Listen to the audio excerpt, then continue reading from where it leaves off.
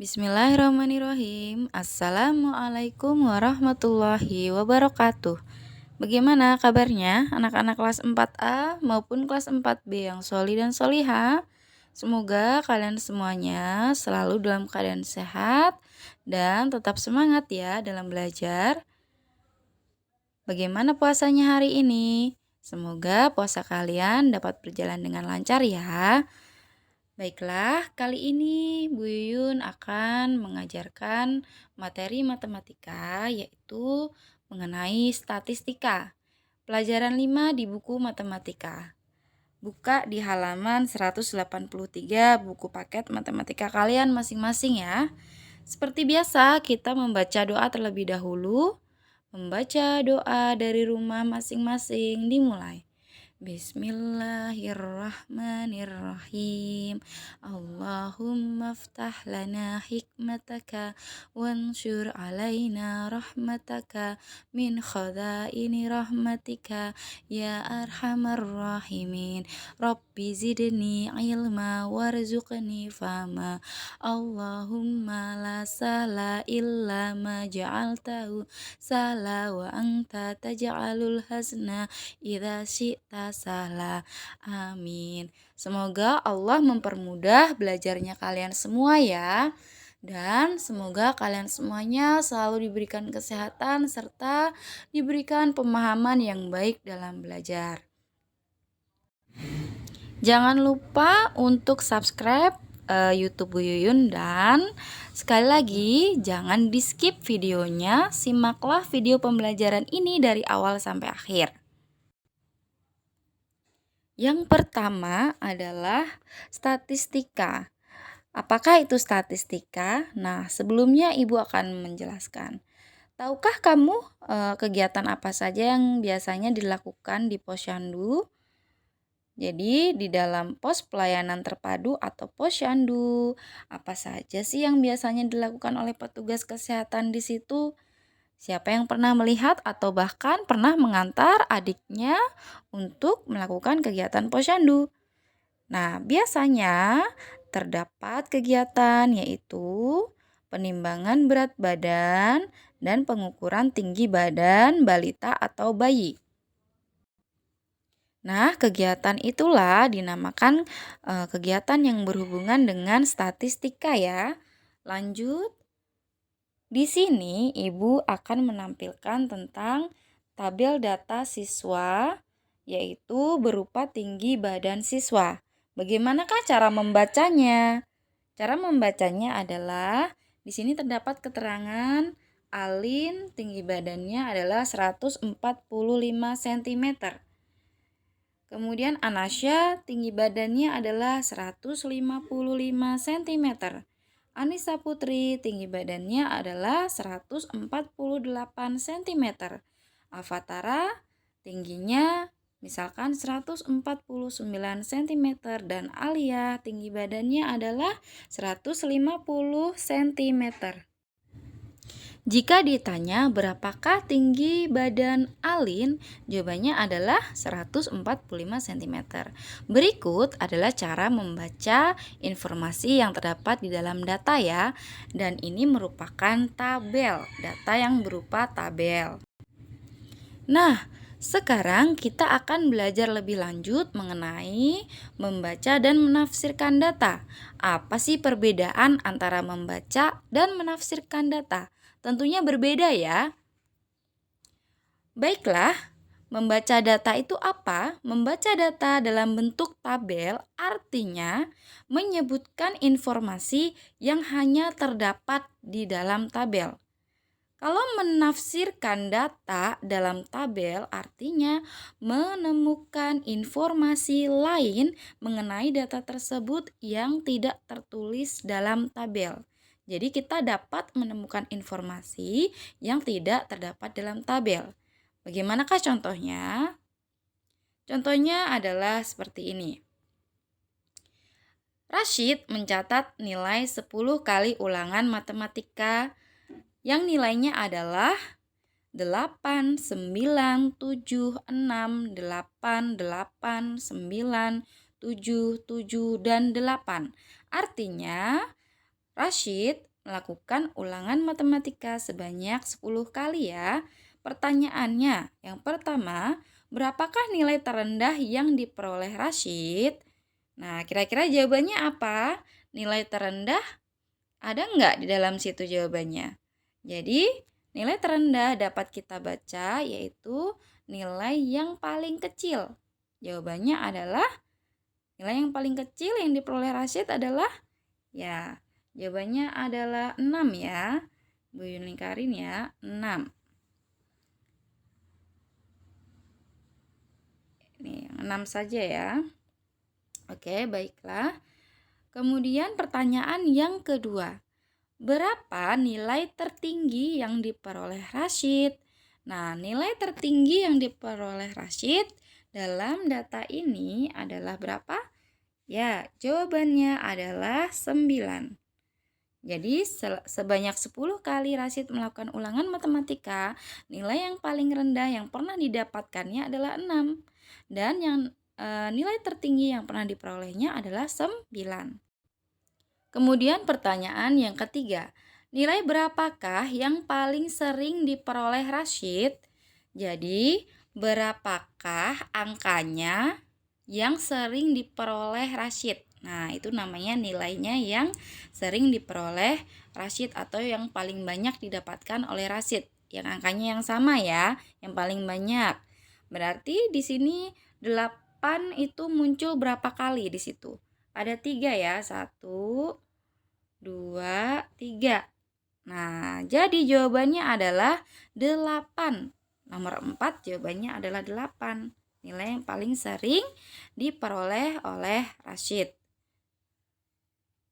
Di sini ya, jawabannya 8. Oke, sekarang pertanyaan nomor 4. Nilai berapakah yang hanya 1 kali diperoleh Rashid? Siapa yang tahu?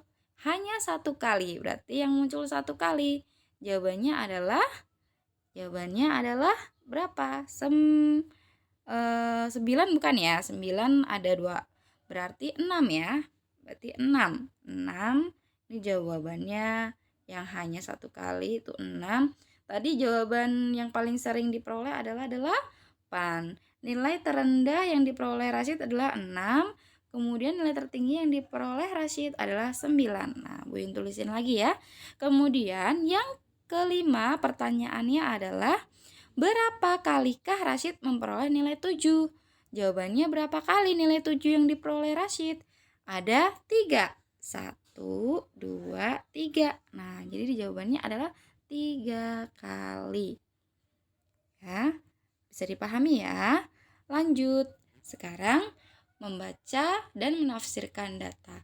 Nilai hasil matematika 14 siswa yaitu ada yang nilainya 65, 80, 70, 65, 80, 90, 100, 80, 65, 80, 100, 100, 90, dan 90 lagi ya. Di sini ya kalian dapat membacanya ya. Nah, di sini Ibu pindahkan dalam bentuk tabel. Misalkan nilai 65 itu nilai yang diperoleh oleh siswa yang nilainya 65 itu ada berapa kali? Di situ ada berapa orang? Ada berapa siswa? Yang nilainya 65 ada berapa? Kita hitung pakai turus ya. 1, 2, 3. Nah, ini namanya turus ya. Berarti ada 3. Frekuensi itu namanya banyaknya. Ada 3. Nah, jadi ditulis 3. Oke. Yang kemudian nilai 70 yang diperoleh siswa. Nilai 70 yang diperoleh siswa ada berapa banyak? Nah, ternyata ada 1. Nah, sekarang kita pindahkan di sini 1. Frekuensinya ya 1 karena banyaknya cuma 1. Kemudian yang ketiga, nilai yang diperoleh siswa yaitu 80 ada berapa siswa? Ada berapa orang? Yaitu ada 1, 2, 3, 4, ya ada 4. Berarti kita tuliskan 4. Kemudian yang keempat adalah nilai 90. Nilai 90 ada berapa siswa yang memperoleh nilai 90? Ada 1, 2, 3. Nah, ada 3. Kemudian yang terakhir adalah 100. Berapa banyak siswa yang peroleh nilai 100? Jawabannya adalah 1, 2, 3. Berarti ada 3 juga. Nah, nilai yang paling banyak. Jadi kesimpulannya adalah berapakah nilai yang paling banyak diperoleh oleh siswa? Berapa kali yang sering muncul? Jadi yang paling banyak adalah 80 karena dia yang paling banyak 4. Beda dengan nilai yang paling tinggi ya. Kalau nilai yang paling tinggi yang diperoleh siswa adalah 100. Tapi kalau nilai yang paling banyak diperoleh oleh siswa adalah 80 karena jumlahnya ada 4 siswa. Kemudian yang paling sedikit adalah 70 karena dia hanya 1 yang memperolehnya. Beda ya dengan nilai terendah. Kalau nilai terendah yang diperoleh siswa adalah 65. Dapat dipahami ya? Oke, baiklah. Sekarang kita belajar tentang diagram garis yang ada di buku paket kalian. Diagram garis ini menyajikan data yang kalian dapat baca juga, ya. Jadi, menyajikan data itu dapat berupa tabel, berupa diagram garis, dan satu lagi diagram batang. Dan ada lagi diagram lingkaran, namun kita hanya belajar diagram garis dan diagram batang. Nah, di sini perhatikan ya diagram garisnya ya. Ada kelas 1 sampai kelas 6. Kelas 1, kelas 2, kelas 3, kelas 4, kelas 5, dan kelas 6. Dari diagram garis di atas ini diperoleh keterangan sebagai berikut. Banyaknya siswa kelas 1 ada berapa anak? Nah, jadi kita urutkan di sini ya. Kelas 1. Nah, kita harus teliti ya, ada berapa anak? Nah, ada 35. Kenapa? Karena di sini titik garisnya ada di angka 35. Ya, jadi jawabannya adalah 35 anak. Yang kedua adalah banyak siswa kelas 5 ada berapa? Nah, banyak siswa kelas 5 adalah urutannya di sini ya. Caranya adalah membacanya naik. Nih, sampai ke titiknya. Nah, ke titiknya ini dipaskan garis ke angka berapa ke samping ini? Nah, jawabannya adalah 40. Nah, berarti banyaknya siswa kelas 5 maksud Ibu adalah 40 ya. Kemudian yang ketiga, kelas yang paling banyak siswanya adalah kelas berapa? Yang paling banyak siswanya berarti diagram garisnya paling tinggi ya. Nah, ini namanya titik yang paling tinggi, yaitu kelas 4. Berapa banyak? Yaitu 45 anak siswanya atau siswanya ya. Lanjut yang ketiga adalah diagram batang. Cara membaca diagram batang sama halnya seperti diagram garis ya. Apa perbedaannya? Mari kita simak berikut ini ya. Perhatikan gambar diagram batang tersebut. Nah, dari diagram batang di atas dapat diperoleh keterangan antara lain sebagai berikut. Di sini ada banyaknya penduduk yang bekerja sebagai petani, peternak, pedagang, PNS, TNI, dan polisi ya. Kemudian, berapakah banyak penduduk yang bekerja sebagai petani? Nah, ada berapa jumlah orangnya? Ternyata ada 40. Jadi warnanya yang biru ya, yang petani ya. Angkanya menunjukkan angka 40. Berarti 40 orang yang bekerja sebagai petani. Yang kedua adalah penduduk paling banyak bekerja sebagai pedagang, yaitu berapa orang? Pedagang adalah yang paling tinggi ya.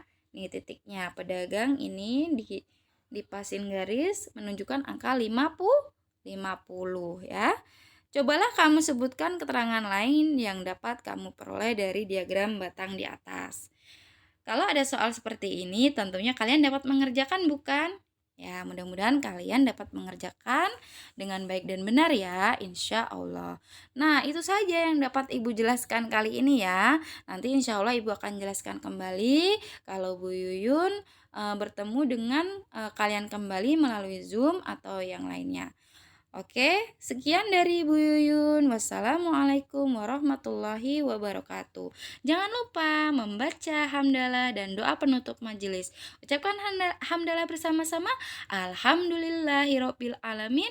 Subhanakallahumma wa bihamdika asyhadu alla ilaha illa anta astaghfiruka wa atubu ilaik. Wassalamualaikum warahmatullahi wabarakatuh. Dadah. Semangat ya puasanya.